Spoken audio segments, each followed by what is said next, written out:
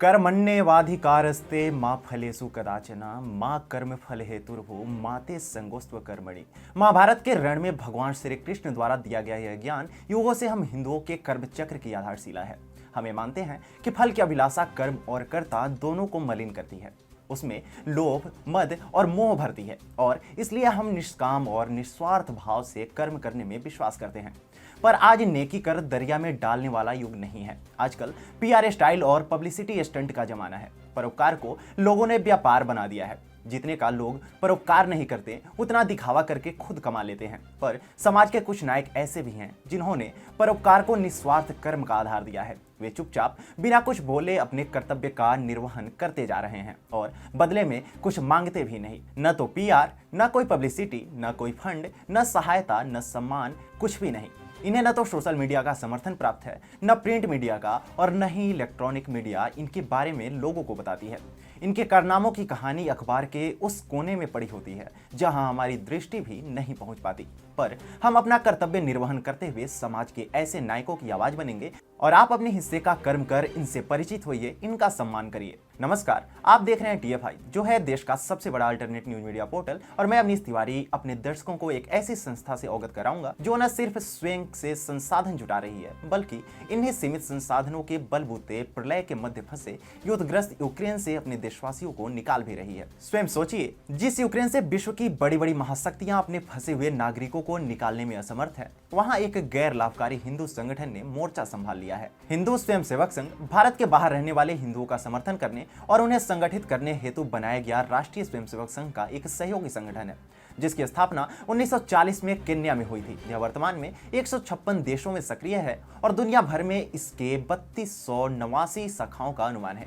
आइए आपको बताते हैं आखिर कैसे आरएसएस का ये सहयोगी संगठन यूक्रेन में फंसे भारतीयों के लिए देवदूत बनकर आया। यूक्रेन के क्यू में रह रहे भारत के नागपुर निवासी और अंतरिक्ष विज्ञानी राजेश नामदेव राव मुनेश्वर यूक्रेन में फंस गए। उनके और उनके परिवार के निकलने के सारे रास्ते बंद हो गए, जिसमें उनका एक दिव्यांग पुत्र भी था।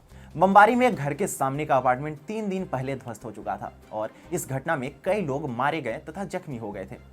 हालांकि घर से रेलवे स्टेशन महज 15 मिनट की दूरी पर ही है, पर वहां के स्थानीय नागरिकों ने उन्हें ट्रेन पर चढ़ने नहीं दिया और अंततः वह मायूस होकर अपने परिवार के साथ घर लौट गए। बस अथवा दूसरे वाहन भी बॉर्डर तक ले जाने को तैयार नहीं थे और इधर भारतीय दूतावास किसी भी स्थिति में क्यू छोड़ने का आदेश जारी कर चुका था। बहुत ही मुश्किल घड़ी थी। बकौल मुनेश्वर इंटरनेट पर वह कई बार मदद की अपील कर चुके थे, पर कोई मदद करने को राजी नहीं था। इसी बीच 1 मार्च को एक स्वयंसेवक का फोन आया और उसने कहा, आज रात्रि में बस निकल रही है, आप लोगों के लिए 2 सीटें आरक्षित करवा दी है। पहले तो उन्हें लगा कि कोई मजाक कर रहा है, लेकिन भारतीयों से भरी हुई बस उसी रात उनके घर पहुंची और 2 मार्च को वह परिवार सहित सुरक्षित रोमानिया बॉर्डर पर पहुंच गए। वहां से 5 मार्च को दिल्ली और 7 मार्च को सोमवार की सुबह वह नागपुर पहुंचे। उनके अनुसार इस मुसीबत की घड़ी में संघ के स्वयंसेवक भारतीयों के लिए देवदूत बनकर आए थे। उन्होंने यह भी बताया कि उनके निकलने के दूसरे दिन ही उनके घर पर बम गिरा और उनका पूरा अपार्टमेंट ध्वस्त हो गया। यूक्रेन शहर में सोमवार तक 600 के आसपास लोग फंसे हुए थे, जिन्हें वहां से निकलने का प्रयास भारत सरकार के साथ राष्ट्रीय स्वयंसेवक संघ के देवदूत भी कर रहे थे। मुनेश्वर ने यह भी बताया कि यूक्रेन में संघ से जुड़े लोग प्रभावित लोगों की मदद में दिन रात जुटे हैं। भारतीयों को उनका हर कदम पर साथ मिल रहा है। हिंदू स्वयंसेवक संघ के सूर्यमणि ने ही बस में सीटों की व्यवस्था की और जब वह बस से 20 भारतीय परिवार के साथ रोमानिया बॉर्डर पहुंचे तो संघ और सेवा इंटरनेशनल के कार्यकर्ता भोजन पानी के साथ बच्चों के लिए दूध तक लेकर खड़े थे। यह संगठन यूरोप में भारतीय परिवारों के साथ साथ भारतीय मूल और अन्य राष्ट्रों के हजारों फंसे हुए छात्रों का समर्थन करने के मानवीय प्रयासों के लिए सेवा इंटरनेशनल के साथ भी लगातार समन्वय कर रहा है। भारतीयों के मदद के लिए एक गूगल फॉर्म भी जारी किया गया है। संघ के लोगों ने वहां फंसे लोगों को अपने पते दिए और जो लोग उन तक नहीं पहुंच सकते थे वे उन तक पहुंचे।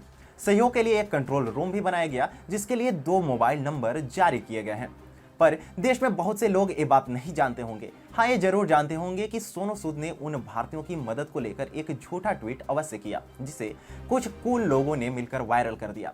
निश्चित रूप से सोनू सूद को इसका फायदा भी मिलेगा। हो सकता है कहीं से टिकट भी मिल जाए। अगर टिकट न भी मिले तो फंड के रूप में करोड़ों रुपए तो अवश्य ही मिल जाएंगे। इसी तरह द हिंदू ने भी तमिलनाडु सरकार को झूठा श्रेय दे दिया था, लेकिन जो सच्चे और राष्ट्रभक्त संगठन है उनके कार्य को गुमनामी में धकेल दिया गया। वैसे तो ऐसे नायक ऐसे कार्यों को अपना कर्तव्य मानते हैं और इसका श्रेय लेने से बचते हैं, पर उन्हें श्रेय हम देंगे, हमारे दर्शक देंगे, हम उन्हें नमन करते हैं और ऐसे संगठन हमारे देश में, इसे हम अपना गर्व समझते हैं।